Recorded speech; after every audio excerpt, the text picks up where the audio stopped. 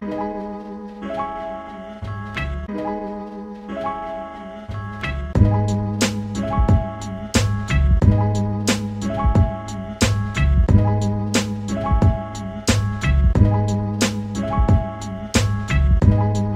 que je retiens de cette journée, c'est cette énergie-là, justement. Les gens qui se parlent, et pas seulement des femmes, et avec cette idée qu'il faut entreprendre, et je crois beaucoup, bien sûr, que c'est par l'économie, c'est par l'entreprise, essayer de sortir d'un discours qui tourne en rond et qui souvent tourne à vide. On vous remettra tout à l'heure une liste de toutes les femmes présentes et de ce qu'elles font. Moi, le mot, ce serait enrichissant. Et le message que je pourrais faire passer, c'est de garder espoir. Même si on habite en banlieue, on a la possibilité de réussir, comme tout le monde. Moi aussi, c'est garder espoir, hein, ne pas se décourager, et puis peut-être mieux se structurer, des idées, comme je le dis, de parrainage, c'est-à-dire repérer ceux qui viennent de la banlieue, qui ont réussi, comme ce que fait Saïd Amouche, c'est pour ça qu'on l'accompagne, hein, et qui permettent d'aider les autres. Donc je pense que c'est pour le mettre en mot, pour moi, c'est parrainage. Plusieurs mois après, nous voilà ensemble. Je suis très heureux d'être là avec vous. Effectivement, on a lancé Osons la banlieue. Et grâce à cette organisation qui s'appelle Mosaïque RH, on a monté un cabinet de recrutement qui a permis à 10 000 jeunes d'avoir des entretiens de recrutement dans une boîte sur 2 du CAC 40. Moi, je suis dans les nouvelles technologies depuis une vingtaine d'années. J'ai jamais vu ça. J'ai jamais vu une telle intensité de bouleversement, d'innovation. Ils parlent pour eux-mêmes.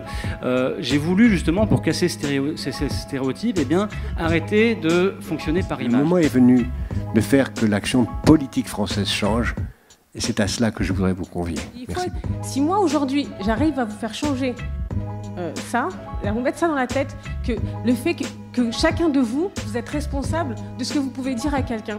Que si vous êtes bienveillant envers quelqu'un, vous pouvez mettre quelque chose, une étincelle. On est tous responsables de ce qu'on peut donner à l'autre. L'idée, c'était de créer un produit qui soit un produit qui n'investisse que dans des entreprises qui créent de l'emploi et qui ont un fort impact social, tout en ayant une rentabilité, parce que bien évidemment, quand on investit de l'argent, on veut aussi avoir un retour sur un investissement, puisque ce sont nos économies. Aujourd'hui, on est dans un monde global. Ça veut dire qu'on peut, depuis la banlieue, rayonner partout dans le monde. C'est ça, oser la banlieue. Ça n'a rien à voir avec le fait de se dire et de se répéter qu'on est noir, arabe ou qu'on a des dreadlocks. Ça n'a pas de sens.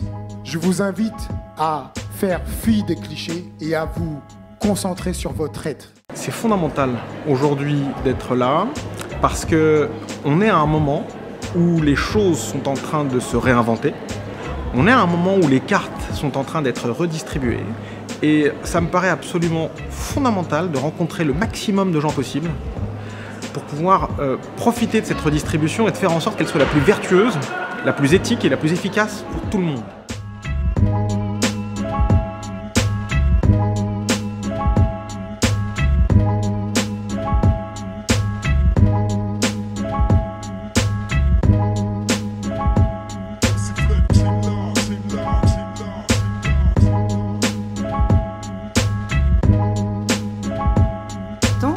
Voilà ce que ça donne. Une gourde, c'est la nouvelle outre moderne, un peu plus hygiénique. Donc Jiminy's, qu'est-ce que c'est aujourd'hui? Jiminy's, c'est déjà de gamme. Donc nous sommes un opérateur et installateur de solutions téléphoniques pour les professionnels. Ici Montreuil, c'est un grand makerspace Fab Lab de 1750 m². Ce qu'on constate, c'est qu'il manque un tiers de confiance. Donc quelqu'un qui va leur assurer que l'investissement qu'ils font, que la maison qu'ils veulent construire, va vraiment, au final, être construite.